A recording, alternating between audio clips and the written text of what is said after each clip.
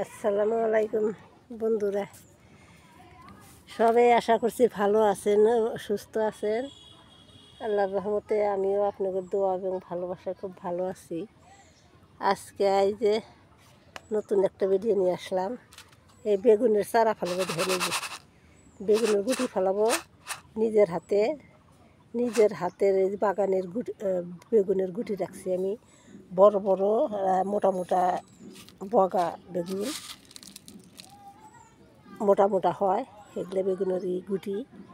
এই যে আমি এই যে নর্মাল মাটি নিছি, আমার এই যে কবি তারপরে টমেটো এগুলো হারভেস্ট করা মাটি আসছিলো, সেগুলো মাটির মধ্যে দিয়ে দিব। ওই যে দিয়ে দিলাম, জাস্ট বেশি করে দিয়ে দিব, আমার হাতের গুটি না, বেশি করে দিয়ে দিই। কয়টা গাছই রোপণ করবো, কয়টা হয় হোক না। এত গুটিতে আমি কী করবো কোন, এই রোপণ করলে দিয়ে দিলাম নি কত গুটি। এগুলো গুটি দিয়ে মাসে কিনে রোপণ করে, আর আমার বাড়ির এখন উপর দেয় যে আমি মাটি দিয়ে দিব হালকা পাতলা করে, বেশি দিব না, হালকা হালকা করে মাটি দিয়ে চাপ দিয়ে দিব। এই যে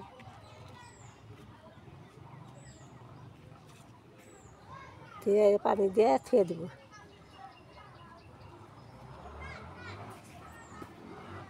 এই যে হয়ে গেল, এগুলো মাটি দিয়ে ঢেকে দিই। এই যে হয়ে গেল, এখন জ্বলাইব এগুলা আমি ঠান্ডা এগুলা গাছ বড় হইতে হইতে জ্বালাবো, বড় হবো চারাগুলা, তারপরে রোপণ করব। এগুলা ঠান্ডার সিজনে ইনশাল্লাহ ধরবো, ঠান্ডার হারে প্রথমেই বেগুন ইনশাল্লাহ হওয়া আরম্ভ হবে। এগুলা আর এখন হবো না, ঠান্ডার সিজনে হবো হইতে হইতে। এইরকম সবই করবেন। এগুলো অল্পই হইলে আমি গরু 12 ইঞ্চি গরু বেগে একটা একটা করে রোপণ করে দিব। আর রোপণ করব আমি অর্গানিক হিসেবে, তলে কিচেন ওয়েস্ট আর মরা পাতা দিব। তার উপরে এই যে কাঠের গুঁড়া, এই যেগুলো মাটি 2 ভাগ কাঠের গুঁড়া আছে, 1 ভাগ মাটি আর 1 ভাগ পাতা পচা গোবর সার কিচেন ওয়েস্ট এগুলো আছে। দেখেন কীরকম ঝরঝরা মাটি আমার মাটি দেখলেই করবেন।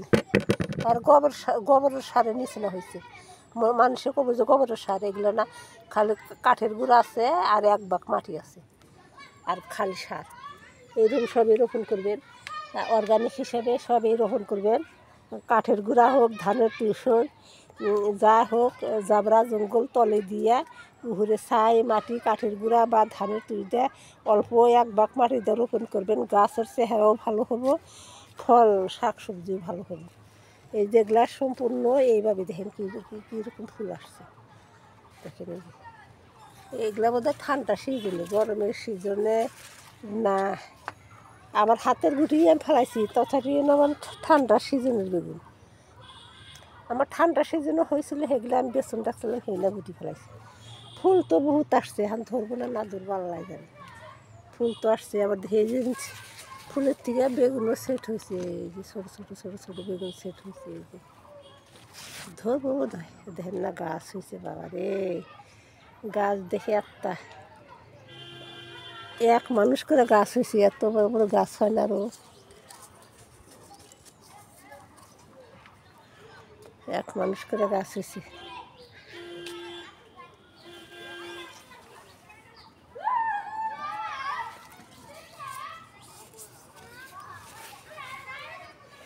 এক মানুষ করে গাছ হয়েছে, সবই এরকম করে রোপণ করবেন অর্গানিক হিসাবে।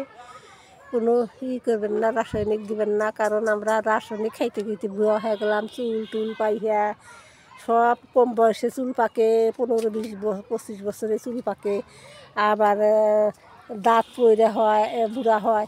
মানুষে আগেকার মানুষে 60-70 বছর বয়সে দাঁত পড়ে নাই, চুল পাকে নাই, কারণ অর্গানিক খাইছে। এখন তো সব কেমিক্যাল যুক্ত, সব রাসায়নিক বা ফরমালিনযুক্ত সব খাবার। কী করে মানুষ অতদিন বাঁচবো আর ভালো থাকবো কর, দেখুন কি তাহলে এই ধরছে ছোটো ছোটো এই একলাই হয়েছে, গাছটা দেখি ধরছে কয়টা, বা ভালোই তো। ছোটো জাতের হলে ধরতে ভালো।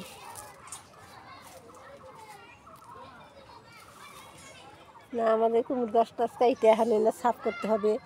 এগুলো সাফ করে জাবরা জঙ্গল শুকা দিচ্ছিলাম আর পানি জাবরা জঙ্গল শুকা দিছি, যেগুলা শুকাইলি বেড তৈরি করবো। বাপরে পানি আরম্ভ হয়েছে, বাপরে কি বেড তৈরি করবো আর কি হবো একেবারে অতিপাত পানি আরম্ভ হয়ে গেছে গা। এখন তার উপায় নেই, অমনি কাজ করতে হবে, আরম্ভ করতে হয়। আর এগুলা কাইটা কুইটা নিয়ে ফালা দিয়া আর ছাদে এই বলবো না, শাক সবজি রোপণ করবো না, কারণ আমার ফলমূল নষ্ট হয়ে যায়, ফল গাছগুলো নষ্ট হয়ে যায়। এই যে শাক সবজি রোপণ করলি আমি ছাদে খালি ফল গাছই রোপণ করবো। আর আমার নামায় অল্প জায়গা আছে, ওখানে ঠিক করে এবার ওর মধ্যে খালি শাক সবজি গরু ব্যাগে রোপণ করতে হবে। তার মধ্যে তলে খালি প্লাস্টিক নেয়, প্লাস্টিক ফালা ফালা ব্যাগ ইট বা ইট খাপড়া সিমেন্টেরই সেগুলো আছে, তার মধ্যে গরু ব্যাগেত করে মাটি তুলে তুলে সেখানে রোপণ করতে হবে, তাছাড়া আর উপায় নেই। এরকম করে রোপণ করে এখন একখানে একটা বস্তুই রাখতে হয়, তাছাড়া আর বেশি ভালো হয় না। সবেই অর্গানিক হিসাবে করেন, অল্প ধ্যান দেন। দেখেন আমার শশা গাছ, বাহ মাশাআল্লাহ করে শশা ধরছে, আলহামদুলিল্লাহ। দেখেন এই যে শশা ধরছে, শশার সাইজ কি গাছের কোন হয়ে আমার তা ইচ্ছে হয়ে উঠছে। পানি দিতে হবে গাছে, পানি নেই, ধরে যে একটা ধরবো।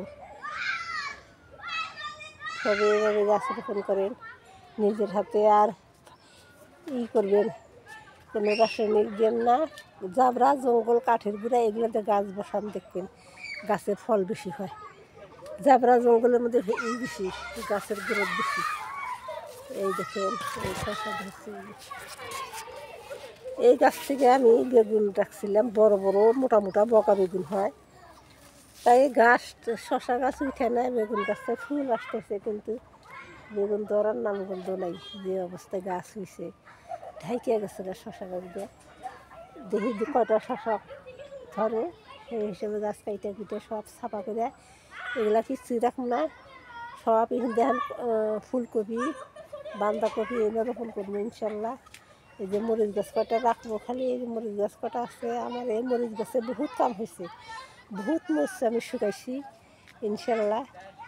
এইরকম সবই করবেন, ভিডিওটি আর লম্বা করবো না। সবাই ভালো থাকেন, সুস্থ থাকেন, বেশি বেশি করে গাছ রোপণ করেন, সবুজের পরিমাণ বাড়ান। অর্গানিক হিসেবে জাবরা জঙ্গল হাতের কাছে ফেলা বস্তু দিয়ে আমরা কোনো খরচ না করে যা পাই তাই দিয়ে করব। আমরা এত খরচ করে কি গাছ রোপণ করলে আমাদের পুষ্প নাকি?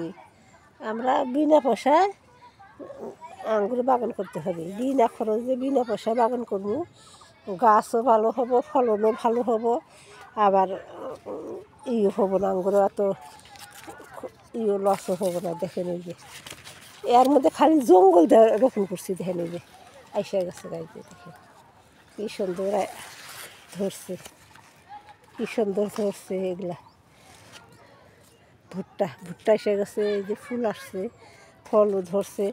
এর মধ্যে খালি জাবরা জঙ্গলে যে এগুলা শুকা দিয়ে এনে এর ভিতরে দিয়ে উপরে যে কাঠের গুঁড়া 2 ভাগ 1 ভাগ মাটি দিছি, সার হয়ে গেছে, আর কোনো সার লাগে না আমার, এগুলা পচে আর সার হয়।